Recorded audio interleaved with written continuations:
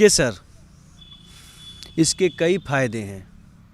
हर कोई अपने ज़रूरत के अनुसार केसर का उपयोग करता है और मिलता भी बड़ी काफ़ी महंगा है, क्योंकि इसका जो खेती होता है वो सीमित इलाकों में होता है, सीमित राज्य में होता है, विशेष तौर से ठंडी में प्रदेशों में होता है और जिसमें से जम्मू कश्मीर में इसकी खेती की जाती है।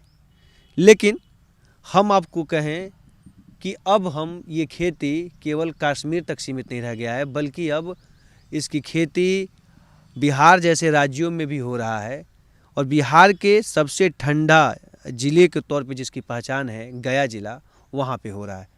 फ़र्क दोनों में बस इतना है कि जम्मू कश्मीर में बहुत बड़े पैमाने पे ठंडी पड़ती है, लेकिन गया में कम है। लेकिन बिहार का सबसे ठंडा वाले ज़िले में इसकी नाम है। दोनों पहाड़ों से घिरा हुआ है, जम्मू कश्मीर भी पहाड़ों से, वादियों से घिरा हुआ है और यहाँ पे गया भी। और उन्हीं गया में टिकारी गांव है और बेलाईचक गांव है, टिकरी प्रखंड है और वहीं का टिकरी प्रखंड के बेलाईचक गांव में गुलारीचक गांव है, वहीं पे केसर की खेती की जा रही है और प्रयोग किया जा रहा है और प्रयोग करने वाले हैं आशीष जी। तो आइए अब हम इनसे आशीष जी से समझेंगे कि केसर की खेती बिहार के लिए कितना सही है और कैसे इसकी खेती कोई किसान करना चाहे तो कौन कौन सी विधि हैं और किस मेथड से खेती कर सकता है। इन चीज़ों को लेकर बात करेंगे। बिहार में केसर की खेती अब पूरी तरह से मान के हो सकता है, क्योंकि ये कंट्रोल टेम्परेचर में भी होता है और नॉर्मल टेम्परेचर में भी हो रहा है। अभी इसका जो एग्जैक्ट रिजल्ट है वो फरवरी तक पता चलेगा कि कितने फूल आते हैं, कितने क्वांटिटी आते हैं। अब ऐसा ना हो कि इन्वेस्टमेंट ज़्यादा हो जाए और फूल कम आए, तो वो भी अच्छी बात नहीं है। तो इसीलिए ट्रायल के तौर पे ही लगाए हैं और फूल भी आने लगे। अभी तक 15 से 20 फूल हार्वेस्ट हो चुके हैं और कुछ फूल आने के पोजीशन में भी है। तो उसके बाद फिर इसको हम बढ़ाएंगे आगे। और केसर के लिए जो टेम्परेचर चाहिए 22 डिग्री से 10 डिग्री 5 डिग्री तक का भी टेम्परेचर चाहिए। खाली बर्फ़ नहीं होना चाहिए, बर्फ़ नहीं पड़ना चाहिए। बर्फ़ पड़ता तो ख़राब हो जाता है। और स्टार्टिंग में क्या रहता है, ये 1.5 महीना तक आइडियल ही रहते हैं, मतलब ज़मीन के अंदर ही रहते हैं। और जैसी टेम्परेचर आएगा और सीजन आते हैं तो उस समय अपना फूल और पत्ती सब एक साथ निकलते हैं। फूल पत्ती एक साथ ही निकलते हैं। जी। अच्छा, तो ये हम थोड़ा सा समझेंगे आपसे आशीष जी कि अगर इसकी खेती कोई किसान भाई हमारे करना चाहते हैं तो कब करें, कहाँ से इसका पौधा जो भी चीज़ बीज या जो भी चीज़ लगता है वो कहाँ से मंगवाएं, कि प्राथमिक जो चरण होता है वो क्या है, कैसे करें क्या? जैसे बीज इसका तो कश्मीर में ही मिलता है और कश्मीर से ही मंगवाने में बेनिफिट है, क्योंकि वहाँ थोड़ा सस्ते मिल जाते हैं। वैसे ऑनलाइन में भी बीज मिल रहे हैं, तो पर कश्मीर से मंगवाते हैं और कश्मीर से ही मंगवाना भी चाहिए। और केसर उपजाने के पहले पता चल जाएगा, तो जब फरवरी में एक बार आप मेरे से बात कीजिएगा तो इसका एग्जैक्ट पोजीशन बता देंगे कि इसमें बेनिफिट है, इस मौसम में, इस क्लाइमेट में है कि नहीं है। तो वो उस समय पता चल जाएगा, क्योंकि क्या इन्वेस्टमेंट भी इसमें अच्छा खासा लगता है। लगभग एक बल्ब के पीछे 20 से 22 रुपये का खर्चा आ जाता है। जी, एक बल्ब ही, एक फूल है और एक बड़ा बल्ब रहता है तो उसमें से 3 से 4 फूल निकलते हैं। हाँ, और 35 से 40 फूल में 1 ग्राम केसर निकलता है। जी, तो जगह तो ज़्यादा नहीं चाहिए, पर इन्वेस्टमेंट थोड़ा हो जाता है। जैसे लार्ज स्केल पे करेंगे तो और ज़्यादा इन्वेस्टमेंट होगा, तो उस हिसाब से रिटर्न भी तो मिलना चाहिए। करीब 22 रुपया लगता है। जी, एक बल्ब में 22 रुपया लगता है। 2 से 3 फूल आते हैं एक में, पूरा बता रहे हैं जी, अंत तक। हाँ, और इसके फूल आते हैं और इसके अंदर ही बल्ब भी बनते हैं, नए बल्ब भी बनते हैं। तो उसको अपना फरवरी में इसको उखाड़ लेंगे और उसके बाद फिर सीजन में ऐसे लगाना चाहिए। 15 अक्टूबर तक लगा देना चाहिए खेत में। घास उस नहीं होना चाहिए और उस नहीं कम होना चाहिए, क्योंकि क्या है, ये इसमें पत्ते नहीं ना है, पेड़ पौधे होते नहीं, नीचे से डायरेक्ट निकलता है। तो जैसे घास ज़्यादा रहेगा तो ये ख़राब होंगे ना, वो उसका रस ले लेगा। और फर्टिलाइज़र भी ज़्यादा यूज नहीं करना है। जैसे इसमें ऑर्गेनिक भी करते हैं, वर्मी कंपोस्ट यूज करते हैं या सड़े हुए गोबर का भी यूज कर सकते हैं बहुत अच्छे से।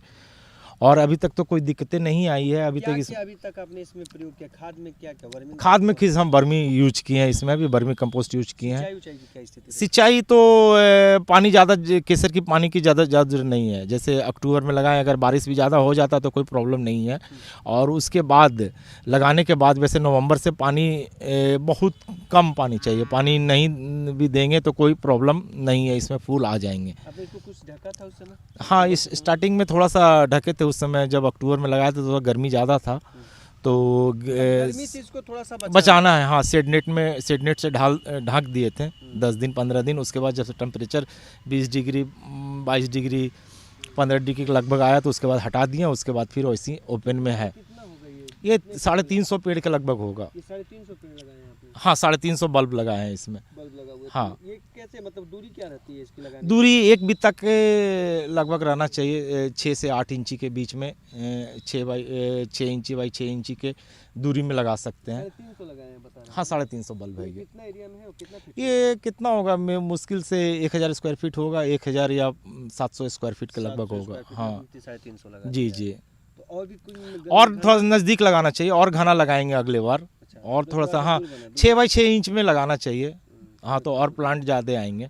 इसका एसी वाला भी है? तो एसी वाला भी है, तो एसी में कंट्रोल टेम्परेचर में भी यूज करते हैं, तो उसमें मिट्टी उट्टी की ज़रूरत नहीं रहती, ज़्यादा नहीं रहती। ट्रे बना के उसमें रख के और बर्मी और कोकोपीट डाल के उसमें रख दीजिए, थोड़ा सा मॉइस्चर दीजिए, तो और टेम्परेचर मेंटेन कर रखेंगे तो फूल जल्दी आएंगे और ज़्यादा आएंगे। कोई एसी घर कोई है, कोई अपने रूम में एसी उसी लगाया है? हाँ हाँ, तो रूम में भी रख सकता है, पर 16 डिग्री तो नॉर्मल टेम्परेचर रहता तो उसमें हो जाएगा आसानी से, पर चलाना पड़ेगा तो उस हिसाब से इन्वेस्टमेंट भी तो है। कहीं से ट्रेनिंग लिए? नहीं, ट्रेनिंग नहीं लिए। ट्रेनिंग को हम लेक पढ़ लेते हैं, और कश्मीर के किसान हैं रफ्तार सर, तो उनसे भी बातचीत होते रहता है मेरे को, तो उनसे भी गाइडेंस हम लेते रहते हैं, उनसे पूछते हैं। आपने दिखाया तो क्या बताया? हाँ, दिखाएं तो वो जैसे जैसे हर स्टेप बाय स्टेप का हम 10-10 दिन का फ़ोटो भी भेजे हैं उसको स्टार्टिंग में, तो क्या करना चाहिए तो वो भी थोड़ा सा गाइड किए कि ज़्यादा एक बार में पानी ज़्यादा पड़ गया था तो बोले पानी अब मत दीजिए, पानी देने की ज़रूरत इसमें नहीं है।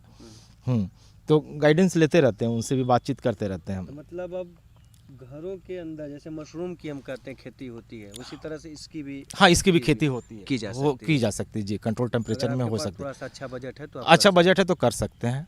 और इसकी पिछले बार ट्रायल करेंगे अभी उसमें, उसके बाद फिर बताएंगे, क्योंकि क्या है, खाली ट्रायल करने से नहीं होगा ना, उसमें सभी कुछ देखना है ना, इन्वेस्टमेंट भी कम होना चाहिए, प्रॉफिट भी जाना होना चाहिए। अब कितना लग गया पूरा खर्चा अभी तक? इसमें तो 6-7 हज़ार का खर्चा आया है, इतना समय ज़्यादा नहीं आया है।